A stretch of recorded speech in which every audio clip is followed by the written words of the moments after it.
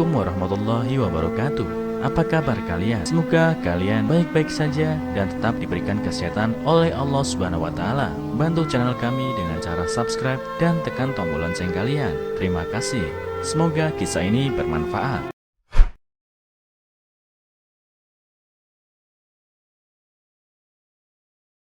Kisah Fitri, pemulung yang punya hobi makan beling. Keluarga sediakan pecahan kaca untuk cemilan. Fitriani berusia 44 tahun, mengakui punya kebiasaan aneh sejak tinggal di kampung dan berlanjut sampai sekarang memulung di Jakarta. Sedari kecil hingga berusia 37 tahun, Fitri tinggal di Kalimantan Tengah. Diakuinya ia merupakan orang primitif, sebab teknologi apapun tak diperkenankan masuk ke dalam kampungnya. Semuanya serba dari alam, makanya di sana untuk kehidupan sehari-harinya dengan cara berburu, katanya kepada tribunjakarta.com pada hari Rabu 18 Desember 2019. Sebagai perempuan, Fitri harus juga ikut berburu. Tak aneh ia sudah terlatih untuk menangkap babi, ular, dan hewan lainnya di hutan. Kami di sana itu kan di hutan, hasil buruan kami itu nanti dijual. Biasanya pembeliannya seperti orang Cina itu, untuk babi dihargai Rp200.000, tapi kalau ular kobra paling mahal, bisa kami jual seharga Rp700.000, sambungnya. Selama besar di Kalimantan Tengah, Fitri menuturkan selalu mengikuti peraturan yang ditetapkan oleh sukunya, mulai dari tak boleh menolak makanan hingga larangan membakar ikan asin di tengah hutan, dan kerap ia ikuti. Saat menginjak usia 18 tahun, Fitri mulai melakukan kebiasaan aneh meski aturan adat di sukunya sudah ia lakoni. Bermula ketika Fitri merajuk dan berlari ke hutan seorang diri akibat tak belikan gading gajah oleh keluarganya. Saat itu harga gading gajah itu sekitar Rp4 juta. Namanya masih labil. Saya kabur dan duduk di bawah pohon. Semua keanehan yang ada di dalam diri saya berawal dari situ, ungkapnya. Ketika duduk di bawah pohon, Fitri menceritakan seperti ada daya tarik dari atas pohon. Hal ini membuat dirinya menginginkan menengok ke arah atas pohon secara terus-menerus. Saya melihat sosok yang seram di situ, seperti usus, tapi saya enggak tahu itu apa. Setelah itu saya dirasuki sosok tersebut, katanya. Secara tak sadar, Fitri segera menyantap beling usai dirasuki sosok yang diketahui hantu itu. Makan bola lampu milik tetangga selanjutnya. Kebiasaan aneh tersebut berlanjut hingga saat ini. Akhirnya sampai saat ini saya jadi rutin makan beling. Biasanya bohlam lampu yang saya makan 2 minggu sekali pasti saya makan beling, katanya. Saat memakan beling, Fitri mengaku selalu tak sadar. Ingatnya seolah hilang begitu saja usai badannya terasa panas sekali. Namun begitu menyantap beling, suhu tubuhnya terasa dingin seperti berendam di air dingin. Menyikapi keanehan ini, Fitri kerap berobat kemana saja, mulai dari orang pintar di Kalimantan hingga orang pintar di Pulau Jawa. Saya sudah coba obati, kata yang ngobatin sosok ini sudah terlanjur menyatu dengan darah, jadi susah disembuhkan. Jelasnya, kendati demikian, Fitri menjamin jika dia tak membahayakan orang lain. Selama ini ketika kumat, Fitri hanya menginginkan beling saja. Orang-orang di sekitar saya sudah mengerti kondisi saya, sehingga di rumah juga menyediakan beling atau bohlam lampu untuk saya, ungkap dia. Pada tahun 2012 lalu, Fitri memutuskan merantau ke Jakarta dan sampai akhirnya menjadi pemulung. Di awal menjadi pemulung dan tinggal di lapak bosnya di Kampung Sumur, Jakarta Timur, kebiasaan aneh Fitri kumat. Pas di Jakarta kumat lagi. Awal di sini kan enggak ada yang tahu saya seperti ini, katanya. Akibat suhu badannya sudah terlalu panas, Fitri mengatakan harus mengambil bohlam tetangganya. Sudah nggak tahu waktu itu mau makan beling. Akhirnya ada bohlam tetangga ya saya ambil itu. Saya makan bohlam lampu milik tetangga yang masih terpasang. Lanjutnya, setelah tersadar, Fitri pun menjelaskan ke tetangganya perihal keanehan yang dialaminya. Alhamdulillah tetangga saya mengerti, makanya saat ini di rumah sudah disediakan beling agar kejadian serupa tak terulang lagi.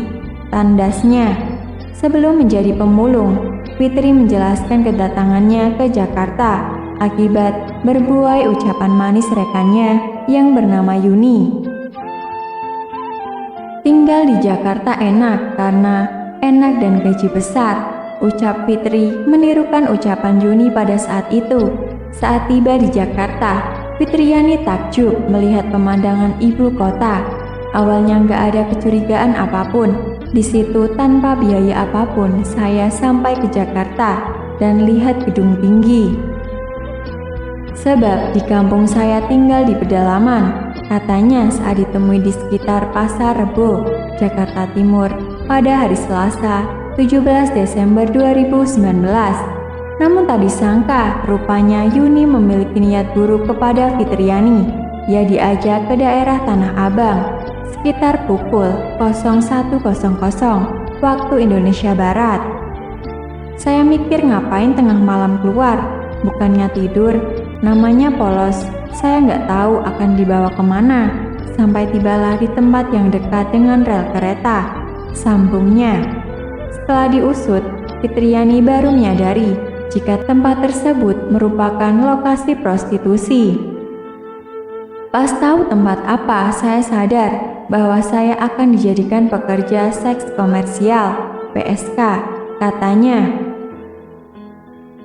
Tak cuma diajak ke lokasi prostitusi, Yuni bahkan memaksa Fitriani untuk melayani lelaki hidung belang. Enggan tubuhnya disentuh, Fitriani langsung melawan. Di situ saya baru melawan. Saya ucap berani, "Kau sentuh badan saya, habislah kau," katanya.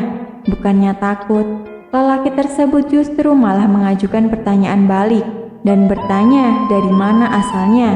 Setelah dijelaskan oleh Fitri, percakapan sengit dengan pria tadi selesai dan suasana menjadi hening seketika. Pria yang tak pernah diketahui namanya itu menanyakan soal tragedi kemanusiaan dua suku di sana. Setelah itu dia pergi tanpa permisi dan saya pun ikut pergi dengan santai, ucapnya. Tanpa mengeluh, akhirnya Fitri memutuskan berjalan kaki ke kawasan Kampung Sumur, Jakarta Timur. Setibanya di sana, ia tak sengaja bertemu dengan pemulung yang menggunakan gerobak. Disitulah awal cerita saya menjadi pemulung. Saya diajak tinggal di lapak, tapi dengan syarat harus bekerja setiap hari, katanya. Dalam seminggu, penghasilan Fitri berkisar Rp300.000 dan terkadang bisa lebih dari itu ketika rizkinya sedang baik. Sekalipun pernah mengalami nasib buruk dan hampir menjadi PSK, Fitriani mengaku tak menaruh dendam kepada Yuni. Bahkan bila suatu saat ia bertemu kembali dengan sosok Yuni, Fitriani mengaku ingin mendoakannya, sebab akibat tipuan darinya, Fitri berhasil menjadi orang yang kuat dan menemukan jodohnya di balik kisah pilunya. Tepat di tahun 2016 lalu, Fitri bertemu dengan Jali yang berusia 45 tahun, yang juga berprofesi yang sama. Kalau ketemu Yuni, saya mau bilang terima kasih sama dia. Intinya, saya sudah memaafkan dirinya. Berkat dia, saya menikah lagi. Padahal kan saya dulunya janda, yang ditinggal meninggal oleh suami saya. Tandasnya, tak ada yang tahu apa rencana Tuhan meskipun sedetik kemudian. Kata-kata tersebut juga dirasakan oleh Fitri pada pertengahan tahun lalu. Suaminya keduanya, Jali, tiba-tiba saja lumpuh. Tangan dan kaki suaminya tak bisa digerakkan. Oleh sebab itu, kini Fitriani menjadi tulang punggung keluarganya. Dulu kami berdua kerja mulung begini, sehari bisa dapat 100.000 rupiah. Tapi semenjak saya sendiri 300.000 rupiah saja, itu pendapatan seminggu, ucapnya. Tanpa tahu apa yang terjadi, Fitriani menjelaskan jika suaminya tiba-tiba saja mengalami kelumpuhan dan enggan untuk berobat. Kendati demikian, Fitriani menerima semuanya dengan lapang dada. Sebab ia tahu sekali jika dulunya sang suami merupakan pekerja keras. Dia itu memang orang yang bisa dikatakan gila kerja. Pagi sampai malam dia bekerja cari botol atau kardus bekas. Makanya saya tak tega hati jika meninggalkannya, sambungnya. Berkirim surat dengan anak di kampung. Sebelum menikah dengan Jali, Fitriani sudah lebih dulu menikah dengan Toyat. Toyat dan Fitri satu suku dan keduanya menikah pada 1990. Dari pernikahannya dengan Toyat, Fitri dikaruniai seorang anak bernama Rival yang kini berusia 26 tahun. Ketika dia lahir kondisinya memang berbeda. Kalau dibilang itu dia menderita Down syndrome, katanya. Dengan keikhlasan hati dan menerima takdir, Fitri menerima kondisi anak semata wayangnya itu. Meski kami orang primitif, tapi mereka mengerti perihal kondisi anak saya. Jadi tak pernah ada yang menyebut itu suatu kutukan atau apapun. Katanya, usai satu ujian dan cobaan, diterimanya dengan lapang dada. Fitriani kembali mendapat cobaan. Tak berselang lama, Toyat meninggal dan ia pun menjalani harinya dengan menafkahi anaknya sendiri. Masih tinggal di kampung, Fitri tak terlalu merasa sulit, sebab sumber kehidupannya saat itu selalu berasal dari alam. Sehingga ketika ia sedang berburu, anaknya ia titipkan kepada orang tuanya. Namun usai diiming-imingi hidup di Jakarta enak, Fitri tak lagi tinggal bersama anaknya. Rival kini tinggal bersama keluarga Fitri di Kalimantan Tengah. Ketika ada uang tentu dikirimkan. Tapi komunikasi yang penting tetap lancar. Di sana anti barang-barang elektronik. Makanya saya sering bertukar surat saja, katanya.